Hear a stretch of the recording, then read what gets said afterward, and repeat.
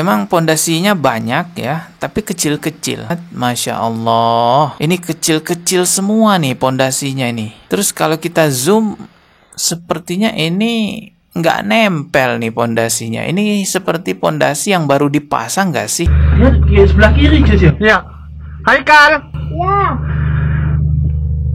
Kamu yang sakit apa, Nak? semuanya sakit. Assalamualaikum warahmatullahi wabarakatuh. Kali ini saya akan membahas sebuah pondok pesantren yang musolahnya itu ambruk ya, roboh, hancur berkeping-keping. Menurut berita dari kompas.com, ada 91 orang yang diduga tertimbun oleh reruntuhan musolah dari pondok pesantren Al-Khazini di Sidoarjo. Dan berdasarkan berita terbaru dari Detik News, ada 4 orang yang kabarnya dinyatakan meninggal dunia. Semoga tidak ada tambahan lagi dan kita turut berduka cita, berbelasungkawa. Kita doakan semoga semua pihak yang terdampak dari musibah ini diberi ketabahan oleh Allah Subhanahu wa taala. Hal yang akan saya bahas kali ini mengenai bangunan dari pondok pesantren tersebut. Kita akan review, kita akan lihat seperti apa sih bangunan-bangunannya, kenapa bisa sampai ada yang roboh, ambruk, berkeping-keping. Nah, ini ada masalah mestinya. Kita akan lihat berdasarkan jejak digital yang ada, dan saya di sini akan menggunakan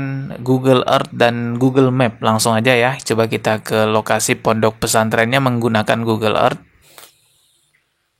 Ya, ini dia. Jadi ini ada pondok pesantren Putri dan ada pondok pesantren Putra.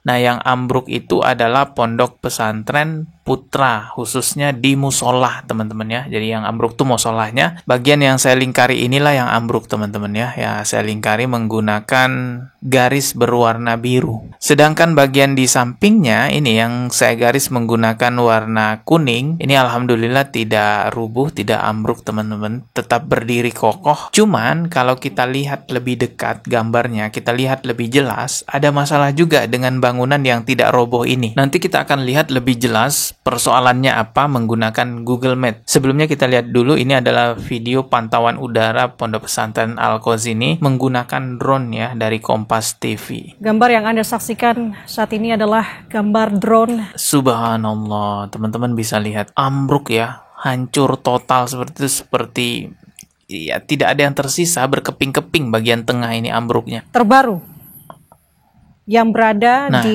inilah yang saya bilang tadi, ada masalah juga dengan bangunan-bangunan yang di sampingnya ini, yang nanti kita akan lihat menggunakan Google Map untuk lebih jelasnya. Di Desa Buduran, Sidoarjo, Jawa Timur, yang menampilkan bagaimana kondisi terkini ataupun tampak dari pantauan udara bangunan pondok pesantren yang ambruk pada Senin kemarin sore. Pantauan gambar drone ini diambil oleh juru kamera Andika Pratama.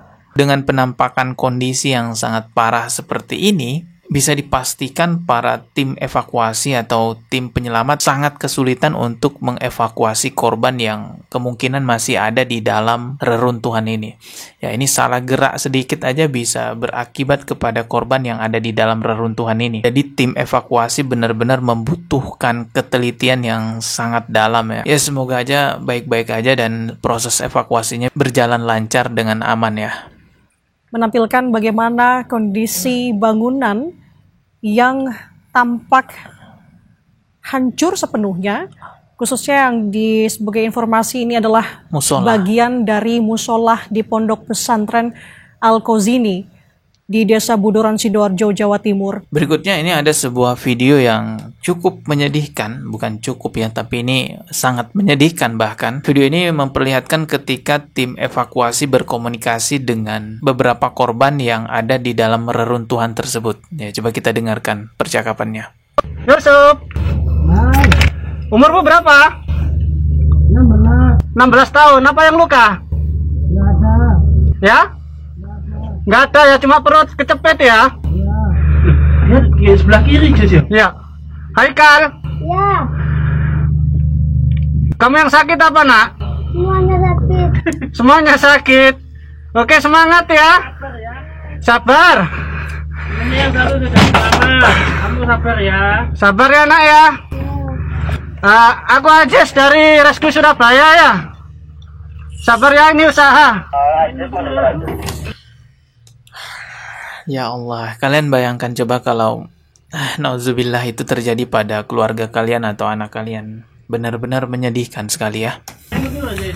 Masuk, Pak Megal, taruhlah. Untuk di situ ya apa kondisinya? Bisa dieksekusi atau masih butuh beberapa waktu? Butuh beberapa waktu ya, karena ini saya saja ini untuk berjalan merayap aja sangat kesulitan ini, Bapak Nang. Oke, untuk aja silakan mundur dulu keluar karena di sebelah mau dieksekusi privasi. Untuk kita keluar dulu. 86 untuk Haikal ini di arah jam 1 ya, kurang lebih 2 meter dari jarak saya. Untuk saudara Yusuf arah jam 12 dari saya, kurang lebih 4 meteran. Untuk cedera tidak ada, hanya kejepit aja. Bangunan yang roboh ini bukan bangunan kecil ya, karena katanya musolah yang roboh itu 4 lantai teman-teman. Ya bayangin aja bangunan 4 lantai roboh berkeping-keping tentu sangat berpotensi membuat orang yang ada di sekitarnya cedera parah atau luka-luka. Bahkan ya meninggal dunia. Ada kabar juga dari Detik ya, itu bisa kita baca bahwa bangunan yang ambruk itu katanya tidak punya IMB, tidak punya izin mendirikan bangunan. Artinya ya bangunan itu memang nggak sesuai standar yang layak. Memang kalau kita lihat di Google Map, bangunan-bangunan yang ada di pondok pesantren tersebut perlu dipertanyakan kelayakannya dan keamanannya. Teman-teman coba perhatikan nih di layar ya. Ini yang saya lingkari adalah bangunan musolah 4 lantai yang roboh itu. Dan selanjutnya ini yang saya lingkari menggunakan garis berwarna biru. Saya nggak ngerti ini bangunan apa, apakah ini asrama atau kelas, saya nggak paham. Bangunan inilah yang masih berdiri. Tapi, ya ada tapinya nih. Dari desainnya aja kita bisa lihat, sepertinya ada yang aneh dari desainnya. Ya teman-teman bisa lihat bangunan ini tampak seperti offside ya. Kita bisa katakan istilahnya offside lah, karena dia terlihat sampai memakan bahu jalan. Ya memang pondasi awalnya di sini ya nggak sampai ke bahu jalan, tapi ketika sudah di lantai 3 dia langsung memakan bahu jalan. Ya artinya ini terlalu panjang ke depan ya. Ini kalau ada sesuatu yang jatuh dari atas ini bisa langsung kena orang yang ada di bawah, ini bahaya banget ya. Bangunan dengan desain seperti ini kemungkinan besar kalau mengajukan IMB ya nggak akan diterima teman-teman. Karena saya pernah ngurusin IMB waktu saya masih bekerja di sebuah perusahaan, saya ditugaskan mengurus IMB dan persyaratannya ribet banget sampai bisa ditandatangani oleh pemerintah daerah. Itu lama sekali prosesnya. Jadi dengan melihat bangunan seperti ini ya wajar saja kita mempertanyakan apakah ini punya IMB atau enggak. Oke, kita lanjut lihat hal lainnya ya. Kita perdekat. Nah, di sini teman-teman juga bisa melihat ada tiang pondasi yang sangat kecil sekali, padahal dia menopang beban yang sangat berat.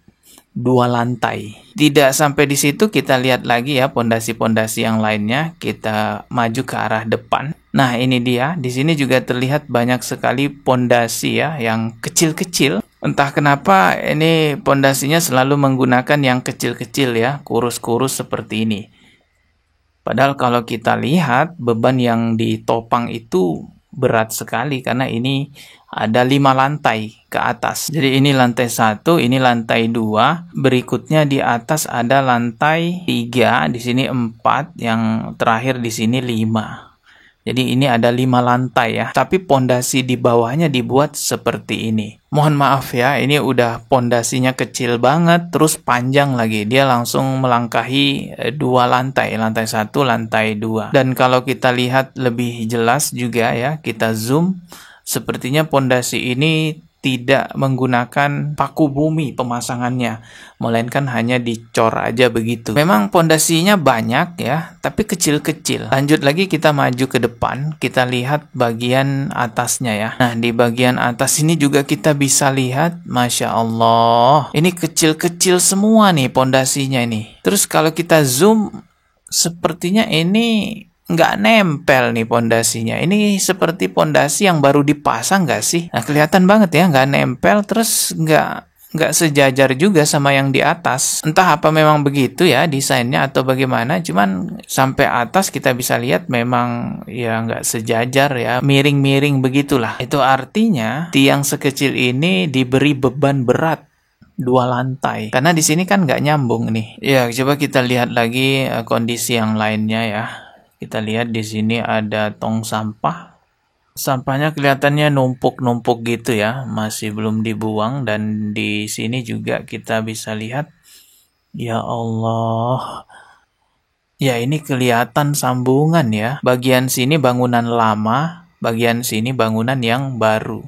Dan ini sambungannya kelihatan meragukan ya, tidak meyakinkan. Kita lihat lagi di sini masih ada sampah juga yang bertumpuk-tumpuk, kemungkinan masih belum dibuang atau gimana gitu ya. Mungkin kebetulan di foto sama Google Map kondisinya belum bersih gitu. Ya, kondisi bangunan seperti ini kalau ada gempa ya, gempa sedikit aja, wah ini ngeri banget teman-teman. Tapi kita juga nggak tahu ya, apakah kondisi bangunan seperti ini memang request dari pihak pesantren karena mungkin biayanya diminimalisir, atau memang pihak pesantrennya ditipu oleh tukangnya atau ditipu oleh arsiteknya atau apapun itu sebutannya. Itu juga kita nggak tahu. Apapun yang terjadi di balik ini semua, yang jelas ini bangunannya bahaya sih. Gempa sedikit aja udah ya berpotensi fatal gitu ya.